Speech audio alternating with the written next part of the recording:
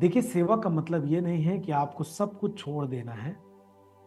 सेवा का मतलब ये नहीं है कि आप अपनी पढ़ाई को छोड़ दें। सेवा का मतलब ये नहीं कि आप अपना बिजनेस छोड़ें, कारोबार छोड़ें। सेवा का मतलब ये नहीं कि आप अपने परिवार को ना देखें। सेवा का मतलब, सेवा का तात्पर्य इससे है कि आप सब कुछ करते हुए, प्रभु की आज्ञा को पालन करते हुए, आप प्रभु के कार्य को भी, प्रभु की इच्छा को भी पूरा करना सेवा का कार्य है। देखिए, सेवा का कार्य कोई बिजनेस बनाना नहीं है। सेवा का कार्य कोई राजनीति करना नहीं है, कोई पार्टी बनाना नहीं है। सेवा का कार्य है रूहों को बचाना, आत्माओं को बचाना। और जैसा कि आपको पता है कि प्रभु यीशु मसीह इस दुनिया में जो आया था, वो लोगों को बचाने के लिए आया था, आत्माओं को बचाने के लिए आया था, रूहों को जीतने के लिए आया था, लोगों को नरक से हटाकर, नरक से खींचकर पवित्र जीवन की ओर, स्वर्ग की ओर, उद्धार में स्थिर करने के लिए आया था। और यही है प्रभु की सेवा करना। प्रभु की सेवा करना ये नहीं है कि आप अब चर्च में आकर 24 घंटे यहीं पर रहें और माँ बाप को नाराज कर दें। प्रभु की सेवा ये नहीं कि आप अपने कारोबार को छोड़ करके केवल और केवल सेवा करें। देखिए, इसके लिए भी एक अलग अलग बुलाहट होती है, एक अलग अलग कार्य होते हैं जो परमेश्वर ने सौंपी होती है अपने लोगों के लिए, विशेष लोगों के लिए। ये सब बुलाहट होती है कि वो सब कुछ छोड़ करके सेवा करें।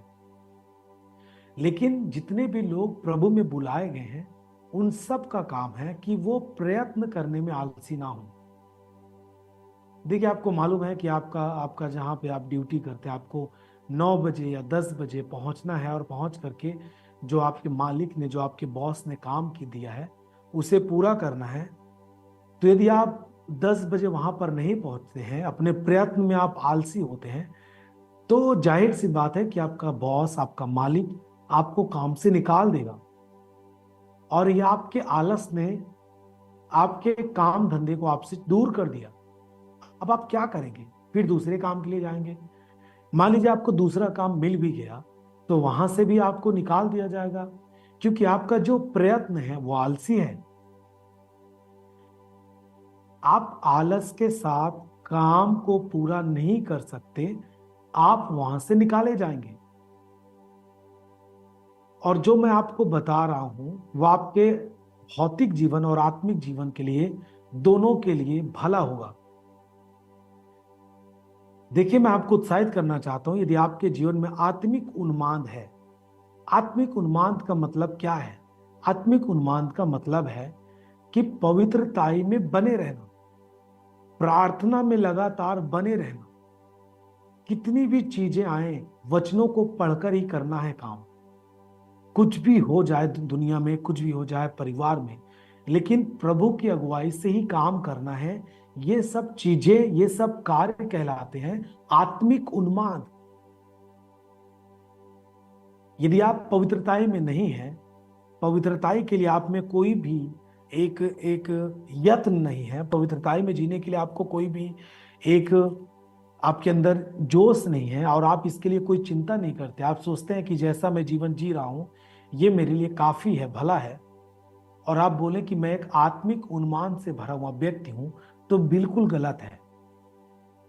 एक आत्मिक उन्माद में भरा हुआ व्यक्ति वचनों को अपने जीवन में लेकर उड़ान भरता है।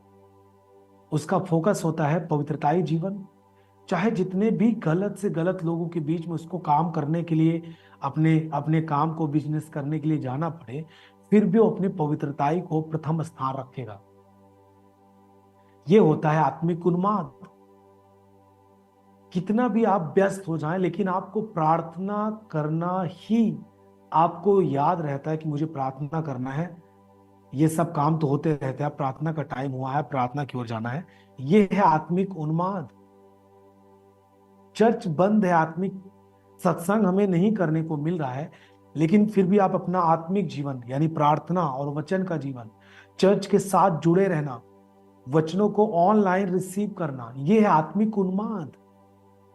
आप लगातार वचनों को सुन रहे हैं, आप उसे पाने की इच्छा रखते हैं अपने जीवन में, ऑनलाइन जुड़ करके चर्च के साथ आप सही दशा में आप उसे ग्रहण कर रहे हैं, इसका मतलब यह है कि आप आत्मिक उन्माद से भरे हैं और यही क्रिया आपको प्रभु की सेवा के लिए आगे लेके जाएगी।